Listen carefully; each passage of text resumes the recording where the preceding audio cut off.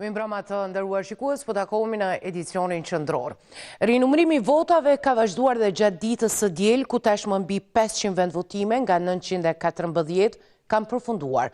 KQZ ka shtuar numrin e ekipeve për të përshpejtuar punën, derisa mbetet e paqartë nëse këto janë vendvotimet e fundit që do t'i nënshtrohen këtij procesi. Puna po vazhdon edhe në ditë vikendi. Për të përshpejtuar procesin e rinumërimit të votave, Komisioni Qendror i Zgjedhjeve vendosi të rresë kapacitetet e punës me 7 tavolina shtesë. Deri në pasditën e kësaj të diele u rinumëruan mbi 500 vendvotime. Ka vazhduar edhe të dielën procesi i rinumërimit të votave në qendrën e numërimit dhe rezultateve. Sipas zyrtarëve këtu, nga 914 vendvotime gjësej, deri me tani janë numëruar 500 të tilla. Ndërkohë që rinumërimi po vazhdon, fletvotimet procesoheshin një nga veshguesit. Gjithçka po verifikohej me kujdes. E kuti që po përfundoheshin vendoseshin në mes të sallës.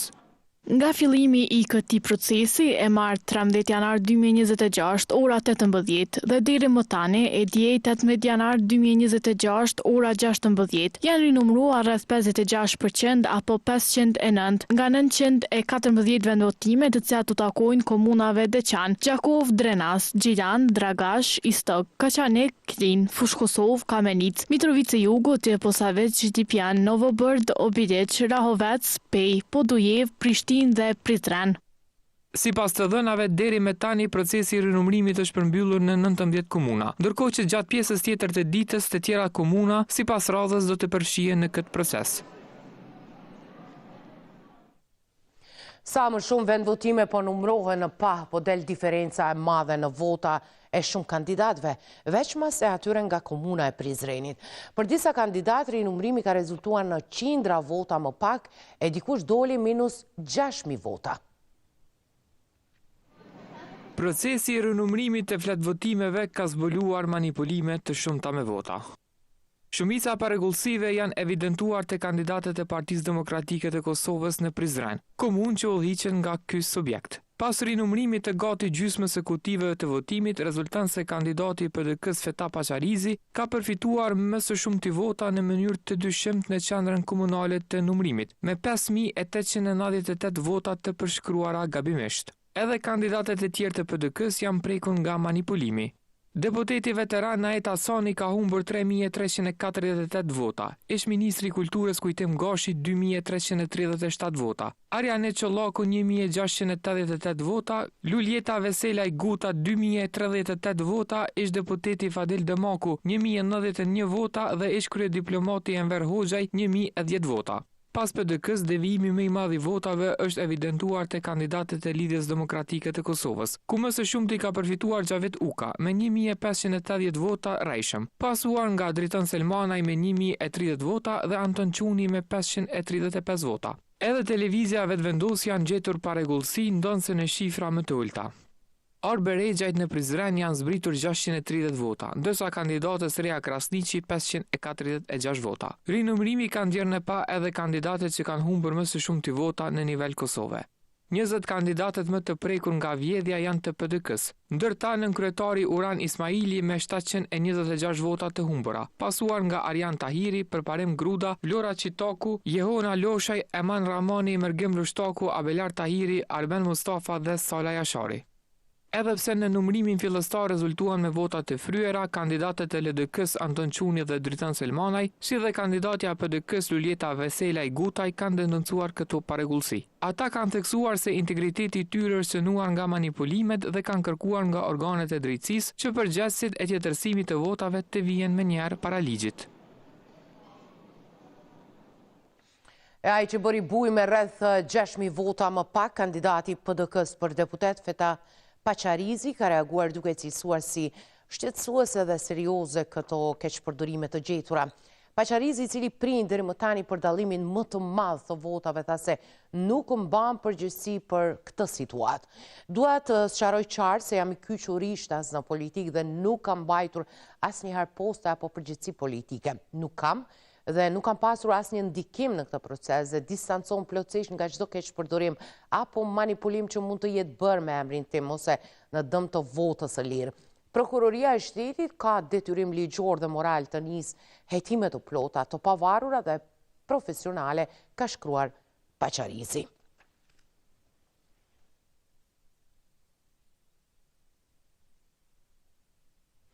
Lidhur me këto dyshime për keqpërdorim të votave, kryeprokurori i Prokurorisë së Prizrenit Petrit Kryeziu këtë të diel ka autorizuar Policinë e Kosovës që të identifikojë personat përgjegjës, të siguroj prova relevante, përfshirë procesverbale dhe nënshkrimet. Në këtë drejtim, sot në cilësinë e kryeprokurorit me vetë iniciativë kam lëshuar autorizim me shkrim për Policinë e Kosovës që të identifikojë personat përgjegjës, të siguroj prova relevante, përfshirë procesverbalet dhe nënshkrimet. Çdo person që ka vendosur nënshkrimin e tij duke falsifikuar rezultatet zgjedhore dhe duke ndryshuar vullnetin e qytetarit nuk duhet të qëndrojë i qetë, do të mbajë përgjegjësi të plot penale. Manipulimi i votës dhe falsifikimi i dokumenteve zgjedhore janë krim dhe do të shkojnë pa kompromis, ka thënë Kryeziu. Dallaveret me vota e zvarritja procesit po vonon certifikimin e rezultateve, si pasojë edhe formimin e institucioneve veçmas konstituimin e kuvendit, gjë që sipas monitoruesve të këtij institucioni do të prodhojë konsekuenca të shumta. Miratimi i ligjit për ndarjet buxhetore është kusht për funksionimin normal të institucioneve të Kosovës. Pa buxhet të miratuar rrezikohet financimi i RTK-s i komunave si dhe zbatimi i marrëveshjeve ndërkombëtare. Prandaj përgjegjësia institucionale kërkon veprim të menjëhershëm. Kështu ka deklaruar ulëmtuesi i IKD-s Naim Jakaj, sipas të cilit çdo zvarritje e seancave konstituive do të prodhonte pasoja të njëjta me ato që Kosova i përjetoi gjatë vitit të kaluar. Dhe vendi është duke kaluar nëpër disa pasoja për shkak të mos konstituimit të kuvendit shpejt vitin e kaluar dhe formimit të një qeverie legjitime dhe legale. Dhe për këtë arsye, kuvend i themeluar, i konstituar shumë shpejt, qeveri e formuar shumë shpejt, në mënyrë që disa prioritetet të realizohen sa më shpejt. Jakaj ka shtuar se prioritet tjetër është edhe zbatimi i aktgjykimit të gjykatës kushtetuese për ligjin e pagave. Ligji për ndarjet buxhetore për vitin aktual, miratimi i 2 marrëveshjeve ndërkombëtare që vijnë nga procesi i zgjerimit të Bashkimit Evropian, një marrëveshje me Bankën Botërore, në ndërkohë edhe buxheti për RTK-n, buxheti për 4 komunat në nivel të Kosovës dhe tema të tjera. Duke folur për sfidat e legjislaturës së re, Jakaj ka paralajmëruar vështirësi për shkak të grumbullimit të punëve, nga një vetë pa institucione funksionale. Prioritet tjetër që do duhej të jetë është edhe zbatimi i aktgjykimit të gjykatës kushtetuese për ligjin për pagat në sektorin publik, në mënyrë që të kthehen të drejtat te 94.000 zyrtar publik, sepse me ligjin për pagat në sektorin publik në vitin 2023 kur është miratuar janë cënuar të drejtat e këtyre punëtorëve, aktualisht në 25 euro në minimum dhe në maksimum ndoshta 55-60 euro. Në aspektin e reformës në drejtësi, Jakaj ka theksuar se shumica parlamentare duhet të dialogojë edhe me komunitetet jo shumicë për të siguruar miratimin e vetinkut dhe legjislacionit përkatës. Pasoja po paralajmëron edhe nga një dukuri shqetësuese në rritje është fjala për trendin e manipulimeve me inteligjencë artificiale, gjë që me rrezik të madh përveç ekspertëve të kibernetikës e shohin edhe psikologët. Një fotografi e tillë gjenerohet shumë lehtë.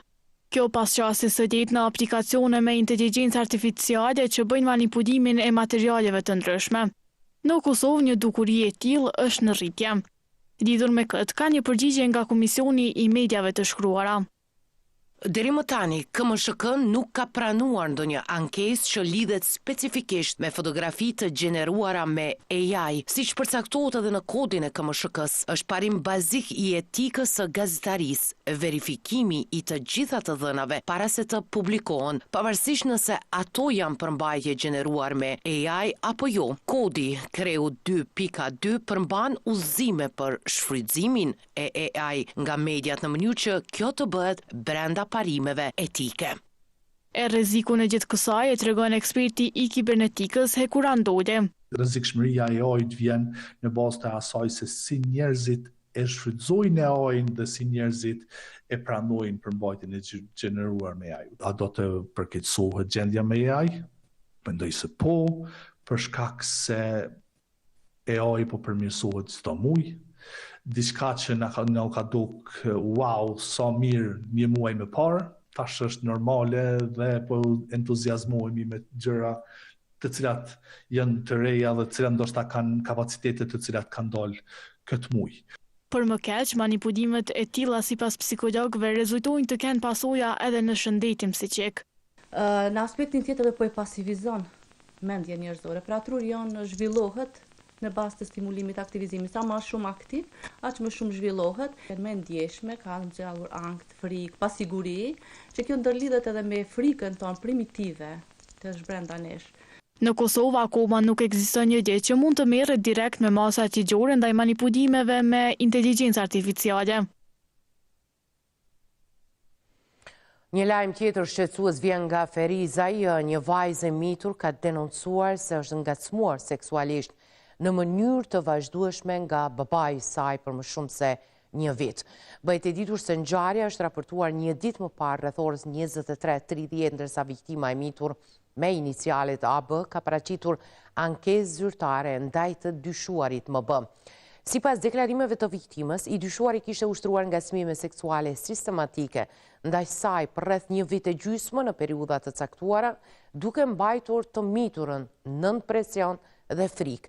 Në këtë rast është intervistuar edhe nëna e të miturës, sepse sipas saj, para 2 ditësh, ajo ishte sulmuar fizikisht nga bashkëshorti i saj në momentin kur e kishte njoftuar se vajza e tyre kishte krijuar një lidhje dashurie me një person tjetër, çka kishte shkaktuar reagime të dhunshme nga ana e tij. Ndërkohë, gjatë intervistimit, i dyshuari MB i ka mohuar këto akuza. Me vendim të prokurorit të shtetit, rasti është iniciuar për veprat penale ngacmimi seksual dhe sulmi, ndërsa i dyshuari është dërguar në mbajtje për 48 orë. Mbesim në Ferizaj, në fshatin Greme, xhamia e vjetër me mbi 600 vjet ka ngelur pa përkujdesje shtetërore. Në të nuk u intervenua tash 10 vite e për ndërhyrje e restaurim, aty thuhet se ka nevojë. Përveç riteve fetare, ajo kishte shërbyer ndër vite edhe për shumë procese tjera. Për më shumë se 6 shekuj, këtu kaluan shumë njerëz. Xhamia më e vjetër në fshatin Greme të Ferizaj, që daton qysh rreth vitit 1413, është bërë simbol i këtij fshati. Ndonse nuk është funksionale nga viti 2011, aty akoma ndonjëherë kryhen ritet fetare. Historinë e kësaj xhamie e tregon 89 vjeçari Tahir Shehu. Turki kur ka ardhur me 1300 që t'i para, po para 300, tash ma para 27 shpi, kom të shkërune, i ka gjithë. Edhe mas 100 vjetë, të shtu popullata, ka marru xhamin kryt katunit. Gadimja, komuna Lipjonit, shtime, këta marësit, që të jenë falë ka orë, në i plak më një kali, atër s'ka po të kire, a me kije një kalit Samanit, ka orë me falë Bajramin. Për këto 613 vite, ky objekt pati nevojë vetëm një herë për renovim. Shehu shprehët se këto renovime i bëri me dorë të tij e me iniciativë të vetë banorëve. 58 e kemi hek kulmin e vjetër krejt, se akon me moje.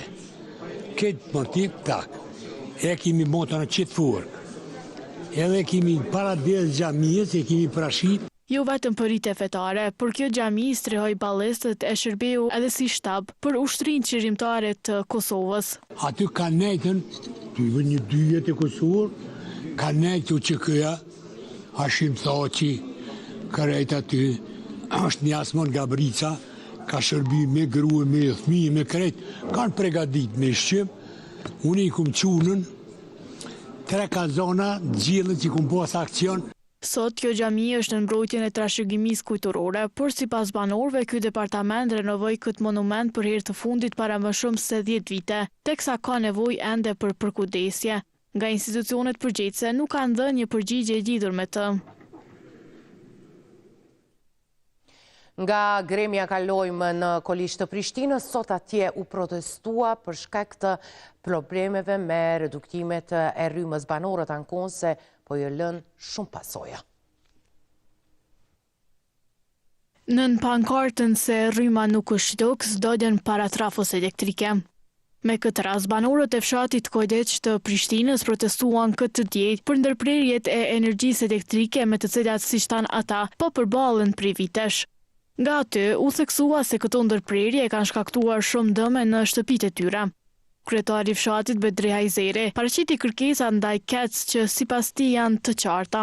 Pra, kjo protest vjen për arsye se disa herë kem bë kërkesa, kem përsërit kërkesa të vazhdueshme të kompanitë përgjegjëse, të KEC-it, të gjitha me radhë, dhe deri me tash nuk kanë ndërmarrë asgjë për furnizimin e rregullt me energji elektrike në fshatin Kojdeq. Hajzeri përmendi dëmet që po shkaktohen si pasojë e ndërprerjeve të shpeshta të energjisë elektrike.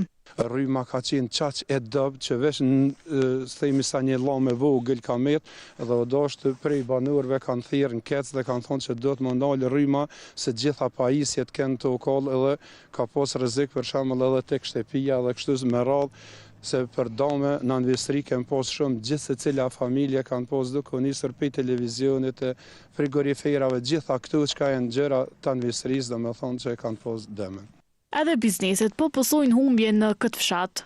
Koliqi tashmë është një fshat turistik dhe po ka humbje të mëdha ekonomike, duke përfshi pajisjet elektrike të cilat dëmtohen pas çdo ndalje të energjisë elektrike, mandej edhe vizitorët e fshatit po ikon për shkak se s'po mundemi t'ju ofrojmë shërbimet bazike elementare për të vizituar këtë vend. Banorët kanë paralajmëruar sërish protestë në rast se nuk u merren parasysh kërkesat.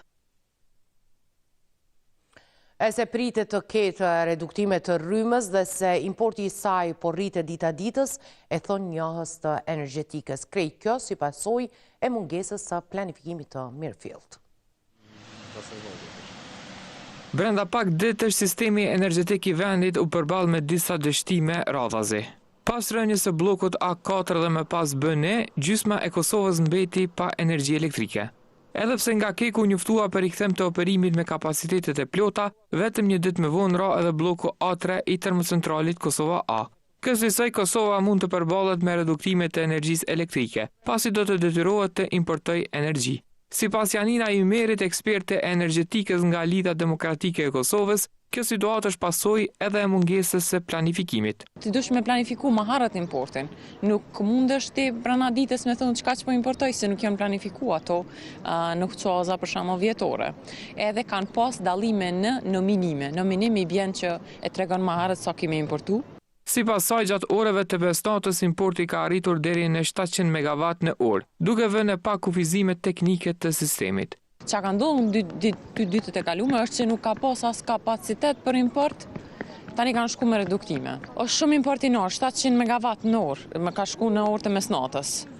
Për këtë situatë, deputetja zgjedhur ka adresuar kritika edhe ndaj zyrës së rregullatorit për energji. ZRE-ja, SPAR-i, planin e energjisë elektrike, sektorit energjisë elektrike që nuk e ka bo 2026, pak të vitin 2025 e kalon në mëlli deri në dhjetor 2025. Fjala parë dhe fundit në sektorit energjisë elektrike është ZRE-ja. Nëse ZRE-ja është, atëherë këtë është amulli, anarki, secili bën çka mendon se duhet me bo.